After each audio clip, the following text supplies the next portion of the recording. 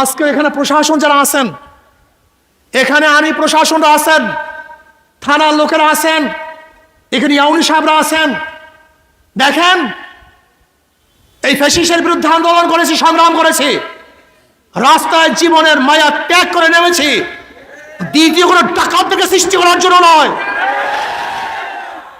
কোন চাঁদাবাজকে বাংলাদেশের জায়গা দেওয়ার জন্য নয়, অত্যাচার অবিচার করার জন্য নয়।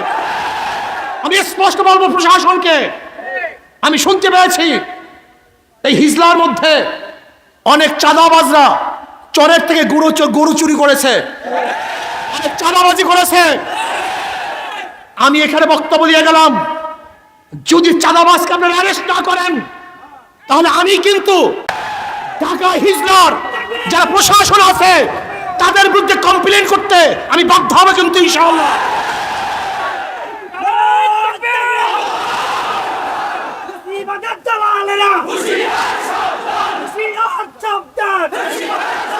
আমি প্রশাসনকে বলবো, আপনারা আমাদেরকে চিনতে ভুল করিয়েন না। আমরা কাউকে ভয় করে কোনোদিন কথা বলি নাই। যখন শেখ হাসিনার প্রচন্ড দাপট ছিল, শক্তি ছিল, তখন রাজপথে আঙ্গুল ধুলিয়ে তার বিরুদ্ধে কথা বলেছি। এই জীবনের মায়া ত্যাগ করে তারপর রাস্তায় নেমেছি। আন্দোলন করবো আমরা, সংগ্রাম করবো আমরা, জীবন দেবো আমরা, পঙ্গু হবো আমরা, আর ডাকাত এবং চুরি করবো তোমরা। এটা সহ্য হবে না, করবো না ইনশাআল্লাহ।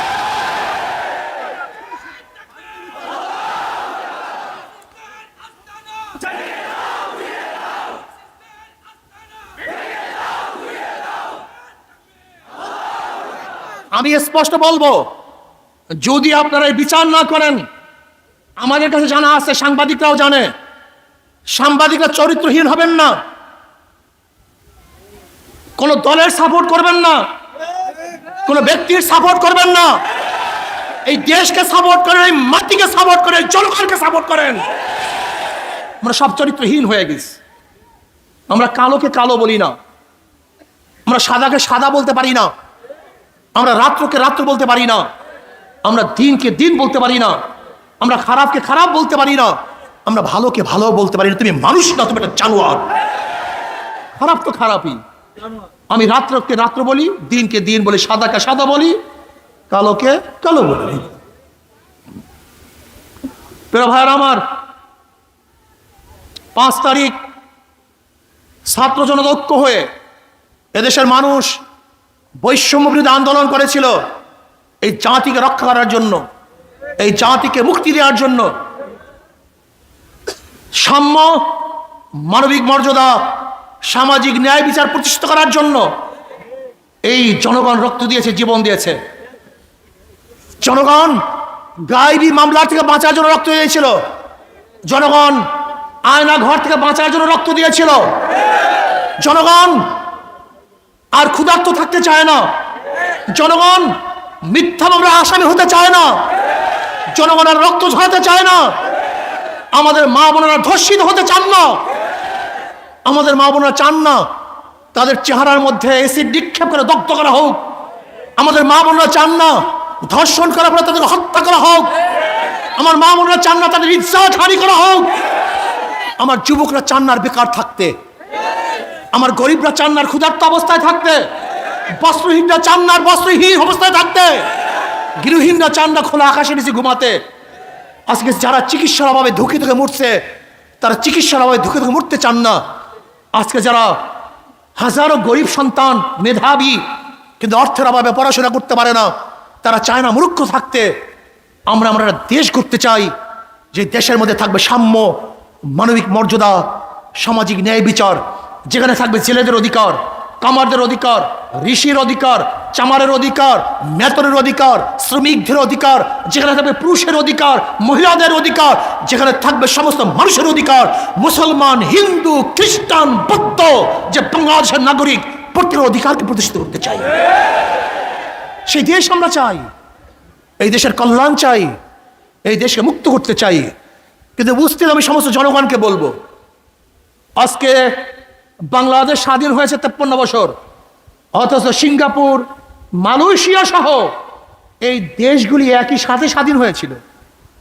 তাদের স্বাধীনতার বয়স একই টাইম, অথচ কোথায় সিঙ্গাপুর আর কোথায় বাংলাদেশ, কোথায় মালয়েশিয়া আর কোথায় বাংলাদেশের কারণটা কি? এর কারণটা কি? আমার যুবক বাবারা খুব ভালো মতো বোঝার চেষ্টা করো। মেধাকে কাজে লাগাও, জোয়ারে গাও ভাসাবা না, গরুর পালের মতো চলবা না। আল্লাহ তোমাকে গরু বানান নাই, মহিষ বানান নাই। আল্লাহ তোমাকে বিবেক দান করছেন, মেধা দান করছেন। তুমি মেধা দিয়ে কেন চিন্তা করবা না? এর কারণটা কোথায়? আজকে 53 বছর পর্যন্ত যারা ক্ষমতায় ছিল তারা জনগণের জন্য আইন প্রণয়ন করে নাই। সরকারে কিভাবে টিকে থাকবে, দল বলকে কিভাবে আঙ্গুল ফুলিয়ে কলাগাছ বানাবে এবং বটগাছ বানাবে, তারা সেই প্ল্যান করেছে। জনগণকে কিভাবে নির্যাতন করবে, নিপীড়ন করবে, জেলের মধ্যে ঢুকাবে, অবৈধভাবে তাদেরকে ফাঁসিতে ঝুলাবে, সেই আইন করা হয়েছে। কিন্তু জনগণের মুক্তির কোনো আইন করেনি। দেখবেন যত প্রশাসনকে তারা পদোন্নয়ন করেছে, প্রশাসনকে হাজার জিনিস তারা দিয়েছে, এর কারণটা কোথায়? শুধু সরকারি টিকে থাকার জন্য। জনগণের জন্য বাজেট করে নেই, তার প্রশাসনের জন্য বাজেট করেছে। তার প্রশাসনকে অনেক উন্নয়ন করেছে, উন্নতি করেছে, কিন্তু জনগণকে উন্নতি করে নেই। তুমি দেখেছো কত পদায়ন? সচিব এতজন, এডিশনাল সচিব এতজন, যুগ্ম সচিব এতজন, আবার সিনিয়র সচিব এতজন, শুধু বর্ধিত করছে এদের কোঠা। কিসের জন্য? সরকার টিকে থাকার জন্য। কিন্তু জনগণের পেটের অবস্থা কি, বস্ত্রের অবস্থা কি, বাসস্থানের অবস্থা কি, শিক্ষার অবস্থা কি, চিকিৎসার অবস্থা কি? আমি তো চ্যালেঞ্জ দিয়ে বলতে পারবো, আজকে এই হিজলার মধ্যে এমন একটা হসপিটাল নাই, সেই হসপিটালে একজন মানুষ সব চিকিৎসা দিতে পারে, আবার সব পরীক্ষা করতে পারে, এরকম হসপিটাল মনে হয় এই হিজলার মধ্যে নেই। তার মানেটা কি? 53 বছরে হিজলায় একটা হসপিটাল হতে পারে নাই? 53 বছরে হিজলায় এমন একটা প্রতিষ্ঠান হতে পারে নাই যে প্রতিষ্ঠানটায় সমস্ত ছাত্র পড়বে, ছাত্রীরা পড়বে আলাদাভাবে, তাদের প্রতিষ্ঠান হবে, বড় বড় ডিগ্রি গ্রহণ করবে, বড় বড় উচ্চ শিক্ষিত হবে। সেই প্রতিষ্ঠান কি হিজলায় আছে? কেন 53 বছরে নেই? কারণটা কি? এর কারণটা কোথায়? আজকে আমি তো দেখেছি 53 বছর আগেও যে কৃষকরা কৃষি করছে আজও একই অবস্থা আছে, যে ঠেলাওয়ালা ঠেলা গাড়ি ঠেলছে আজও একই অবস্থা আছে, যে ঋষি চামাররা কাজ করছে একই অবস্থায় আছে। যারা ভোট দিয়েছি তাদের ভাগ্যের কোনো পরিবর্তন হয় নাই, কিন্তু যাদেরকে ভোট দিয়েছি ওরা আঙ্গুল ফুলে কলা গাছ নয় বট গাছ হয়েছে। জনগণ ভাইয়েরা আমার, আপনি কি জানেন বাংলাদেশের অবস্থাটা কি? 18,000 কোটি টাকা ঋণী, 18,000 কোটি টাকা। আজকে এখানে যারা আছেন, যারা আজকে জন্মগ্রহণ করবে, বাংলাদেশের প্রত্যেকটা নাগরিক 1.5 লক্ষ টাকার ঋণ নিয়ে তারপর জন্মগ্রহণ করবে। 14 লক্ষ কোটি টাকা বিদেশ পাচার হয়ে গেছে। 14 লক্ষ কোটি টাকা, 98,000 কোটি টাকা ব্যাংক থেকে লুটপাট করা হয়েছে। আপনি জানেন বর্তমান পুঁজিবাদী অর্থনীতির অবস্থাটা কি? বর্তমান পুঁজিবাদী অর্থনীতি হলো গরিবকে গরিব বানাবে আর ধনীকে ধনী বানাবে। বিশ্বাস হয় না? খালি ঠিক কইছেন, বিশ্বাস হয় না আপনাদের? ইমানের খুবই ত্রুটি আপনাদের। যেমন আজকে আপনি যাবেন হিজলা ব্যাংকে, একজন গরিব ম্যানেজার সাহেব আমাকে 5 লক্ষ টাকা ঋণ দেন। ম্যানেজার সাহেব কি বলবে? মর্গেজ আছে। হুজুর আমি তো গরিব মানুষ, কিসের মর্গেজ? মর্গেজ পাবো কোথায়? টাকা তো আপনার জন্য না, যার টাকা আছে ব্যাংক তাকেই টাকা দেয়, যার টাকা নাই ব্যাংক তাকে টাকা দেয় না, লোন দেয় না। তাই ব্যাংক কাকে লোন দিছে? চোরে বলেন না কেন? আগের থেকে 5 লক্ষ টাকা আছে, ধনী, একবার ধনী। ব্যাংক তাকে 5 লক্ষ টাকা দিছে, কয়বার ধনী? তার ঋণ মাফ করছে, কয়বার ধনী? তার ইন্টারেস্ট মাফ করছে, কয়বার ধনী? তার ধনীকে বর্তমান পুঁজিবাদী অর্থনীতি 4 বার ধনী বানায়। আর এই গরিব যারা আছেন না, যাদেরকে সিল দেন আর জিন্দাবাদ জিন্দাবাদ কন, এই গরিবের পেটের মধ্যে 5টা লাথি। 5 লক্ষ টাকা আগের থেকে নাই 1 লাথি। ব্যাংক তাকে 5 লক্ষ টাকা দেয় নাই 2 লাথি। তার ঋণ মাফ হয় নাই 3 লাথি। তার ইন্টারেস্ট মাফ হয় নাই 4 লাথি। আর যেই বড় লোককে টাকা মাফ করা হয়েছে, ওই টাকা যদি বাংলাদেশ ব্যাংকে থাকতো, বাংলাদেশের নাগরিক হিসাবে তার অংশীয় ওই গরিব ছিল, বড়লোকদেরকে মাফ করার কারণে গরিবের পেটের মধ্যে কয় লাত্তি? আর 1 লাত্তি, মোট 5টা। গরিব 5 বার গরিব হয় আর বড়লোক 4 বার ধনী হয়। এর জন্য বর্তমান পুঁজিবাদী অর্থনীতি ধনীকে ধনী বানায়, গরিবকে। আপনি জানেন গোটা বাংলাদেশের টাকা কাদের কাছে? কয়জনের কাছে? মাত্র 20-25 ফ্যামিলির কাছে। মাত্র 20-25 ফ্যামিলির কাছে গোটা বাংলাদেশের অর্থনীতি, গোটা বাংলাদেশের টাকা মাত্র 20-25 ফ্যামিলির কাছে। আজকে যদি বাংলাদেশের পাচারকৃত টাকা 14 লক্ষ কোটি টাকা আমরা এই গরিবদের মধ্যে বিলি করতে পারতাম, বন্টন করতে পারতাম, আমি বিশ্বাস করি বাংলাদেশে সমস্ত গরিবরা দরিদ্র সীমার উপরে চলে যেত। ও গরিব কপাল পোড়ার গোষ্ঠী, মনে খুব ব্যথা। ইসলাম আসছে গরিবদের জন্য, ইসলামের গোটা অর্থনীতি গরিবদের জন্য। জাকাত কাদের জন্য? ওসর কাদের জন্য? সদকা কাদের জন্য? ফিতরা কাদের জন্য? মানত কাদের জন্য? দান কাদের জন্য? ইসলামের গোটা অর্থনীতি গরিবদের জন্য। অথচ কপাল পরা গরিব ইসলাম পছন্দ করে না, টাকা চোর লুচ্চাপদ বারদেরকে পছন্দ করে। আল্লাহ পাক কালামে পাকের মধ্যে ফরমান, ইন্নাল্লাহ লা ইগাইরু মা বিকাওমিন হাত্তা ইগাইরু মা বিআনফুসিহিম।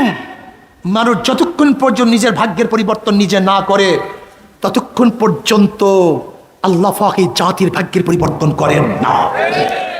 আমরা নেমেছি রাস্তায়, আল্লাহ পাক আমাদের ভাগ্য পরিবর্তন করে দিয়েছেন। ঠিক আপনারা আপনাদের ভাগ্য পরিবর্তন করার জন্য চেষ্টা করেন। 5 তারিখের পরে যারা লুট করছে, যারা গুম করছে, চাঁদাবাজি করছে, চুরি করছে, টাকাতি করছে, ওদেরকে আর আমরা ক্ষমতায় আসতে দেব না ইনশাআল্লাহ। কি রাজি আছেন ইনশাআল্লাহ? ভাইয়ের আমার,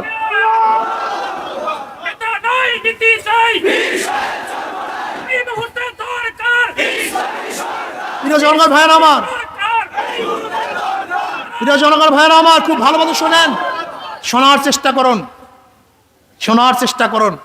আজকে 53 বছরেও মানুষের ভাগ্য পরিবর্তন না হওয়ার কারণটা কি? আমি অনেক সময় বলি, একজনের নাম এ, একজনের নাম বি, একজনের নাম সি, 3 জনই চোর। এ কি, বি, সি, 3টাই ক্ষমতা আছে। এ ক্ষমতায় কে? কি করবে? আন্দোলন, সংগ্রাম, বিপ্লব, হরতাল। হটাও এ, বসাও বি। কথা বলেন না, এখন কি করবে?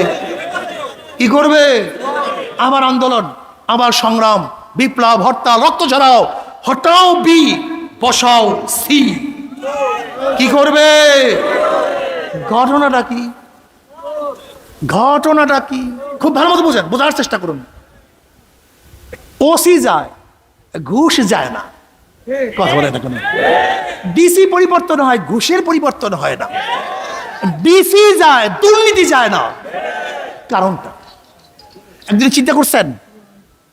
এই জন্য আমাদের শায়খ অমরসন আমার কথা বলে, আমাকে প্রশ্ন করছে একজন ঢাকায় সাংবাদিকরা যে হুজুর আপনি এক সরকার কয় টার্ম চান?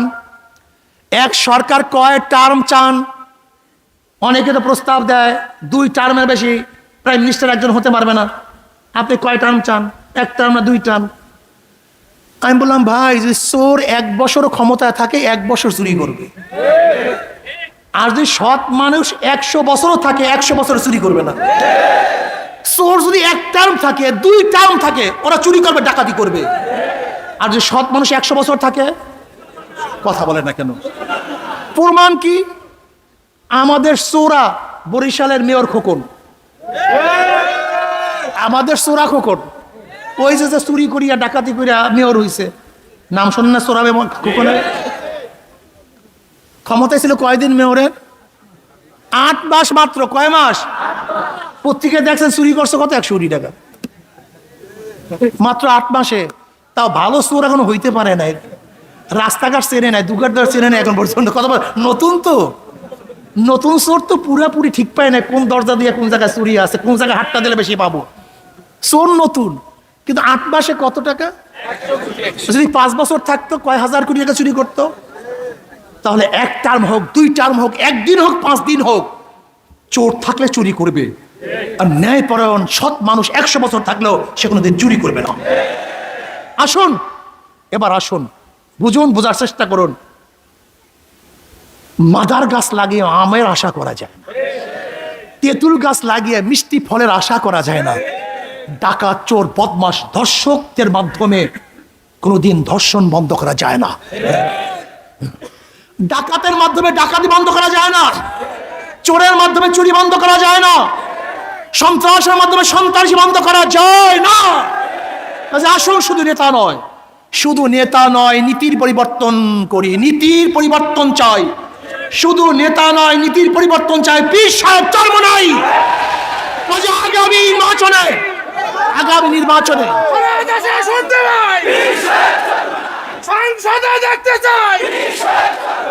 আমার যুবক বাবারা, আমার মুরব্বী বাবারা, আমার পর্দালা জ্ঞানী মা বোনেরা, জনগণ ঐক্য হন। কারণটা কি? ওরা তো কিছু কুকুর পালে, যেমন কুকুরকে কিছু দিলে কুকুরে হুঁশ থাকে না, ঠিক ওরা এরকম কুকুর পেলে কিছু কিছু মানুষদেরকে অত্যাচার করে, বিচার করে, ভয় দেখায়। কিন্তু জনগণ যদি ঐক্য হয়, কুকুর আর টিকতে পারে না।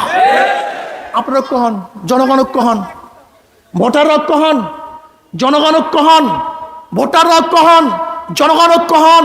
যেই দলের মধ্যে চোর আছে, ডাকাত আছে, গুন্ডা আছে, ধর্ষক আছে, চাঁদাবাজ আছে, ওদের কবরে ঠুক মারি ওদেরকে প্রত্যাখ্যান করলাম, বয়কট করলাম। আপনারা ঐক্য হন, আপনারা ঐক্য হন। যদি জনগণ ঐক্য হন, ছাত্র জনতা ঐক্য হন, যে এই মুলাদিতে, এই হিজলার মধ্যে কোনো চাঁদাবাজ দেখতে চাই না। যেখানে চাঁদাবাজি হবে, সমস্ত ছাত্র এবং জনগণ ঐক্য হয়ে ওদেরকে প্রতিহত করেন, দেখবেন ইনশাআল্লাহ চাঁদা মুক্ত এক দেশ আমরা করতে পারবো, সন্ত্রাস মুক্ত এক দেশ করতে পারবো। আর একটা কথা মনে রাখতে হবে, আমাদের বর্তমান সংবিধানের মধ্যে জাতীয়তাবাদ, ধর্মনিরপেক্ষবাদ, সমাজতন্ত্রবাদ এবং গণতন্ত্রবাদ, এই 4 ভিত্তিতে দেশ চলতেছে। কয় ভিত্তি? কিন্তু 53 বছরে এই 4 মূলনীতি আমাকে শান্তি দিতে পারে নাই, জনগণকে মুক্তি দিতে পারে নাই। আমরা সবুজ বাংলা দেখেছি, সোনার বাংলা দেখেছি, নতুন বাংলা দেখেছি, ডিজিটাল বাংলা দেখেছি, স্মার্ট বাংলা দেখেছি। আর আমরা ডিজিটাল বাংলা দেখতে চাই না, সবুজ বাংলা দেখতে চাই না, এবার ইসলামী বাংলা দেখতে চাই। কি বাংলা দেখতে চাই? ইসলামী বাংলা দেখতে চাই। কে রাজি আছেন? নারায়ে তাকবীর, নারায়ে তাকবীর, আল্লাহু আকবার। শুনতে পাই পীর সাহেব ধর্ম নাই, ইসলামী সরকার সংসদে দেখতে চাই। আসুন, আসুন, আমার যুবক বাবারা, আমার মুরব্বী বাবারা, আসো ঐক্যবদ্ধভাবে ইসলামী বাংলার জন্য আজকের থেকে দাওয়াতি কাজ শুরু করি। ঘরে ঘরে, পাড়ায় পাড়ায়, ব্যক্তি ব্যক্তি, সব জায়গায় হাত পাখার দাওয়াত পৌঁছে দেয়। যারা আজ পর্যন্ত কথা এবং কাজে বিপরীত হয় নাই, ইনশাআল্লাহ ইমানের অবস্থা থাকলে বিপরীত হবে না ইনশাআল্লাহ। ইসলামী আন্দোলন বাংলাদেশ শুরুর থেকে আজ পর্যন্ত কোনোদিন কথা এবং কাজে অমিল হয় নাই, হবে না ইনশাআল্লাহ। কাজে আসুন আমরা সম্মিলিতভাবে আল্লাহর জমিন, আল্লাহর হুকুমাত কায়েম করার জন্য, ইসলাম হুকুমাত কায়েম করার জন্য হাত পাকায় ভোট দেই, ইসলামী আন্দোলন ঐক্যবদ্ধ হই। আর আমার শেষ কথা বলি না, শেষ কথা, অনেক ভদ্র মানুষ আছেন, শিক্ষিত মানুষ আছেন, যারা রাজনীতিতে অংশগ্রহণ করেন না, পচা গান্দা রাজনীতির কারণে তারা রাজনীতিতে অংশগ্রহণ করেন না। আমি ওই সমস্ত ভাইদেরকে বলবো, আমার পর্দালে মাদেরকে বলবো, আপনার মতো ভালো লোকগুলি রাজনীতি না আসার কারণে ডাকাতরা এখানে স্থান নিয়েছে, চোরেরা এখানে স্থান নিয়েছে, ধর্ষকরা এটা দখল করেছে। আপনার মতো ভালো লোক যখন এখানে আসবে, তখন ডাকাত চোরেরা এখানে থাকতে পারবে না ইনশাআল্লাহ। আজকে থেকে আমি বলবো, সেই ভালো লোকগুলি ইসলামী আন্দোলন অংশগ্রহণ করুন। আসুন আমরা সবাই একই সাথে কাঁধে কাঁধ মিলিয়ে ইসলাম হুকুমাত কায়েম করার জন্য, দুনিয়াতে মুক্তি, আখিরাতে শান্তি পাওয়ার জন্য আল্লাহ পাক আমাকে এবং আমাদের সবাইকে একই সাথে কাজ করার তৌফিক দান করেন। আপনার এই বৃষ্টির মধ্যে কাদার মধ্যেও সব কিছু উপেক্ষা করে এখানে আসছেন। আমার বিশ্বাস যদি হিজলার লোক সব একত্রিত হন তাহলে অবশ্যই অবশ্যই ইনশাআল্লাহ এদেশে কলেমার পতাকা উড্ডয়ন হবেই হবে ইনশাআল্লাহ। আল্লাহ আমাকে আমাদের সবাইকে একই সাথে কাজ করার তৌফিক দান করেন।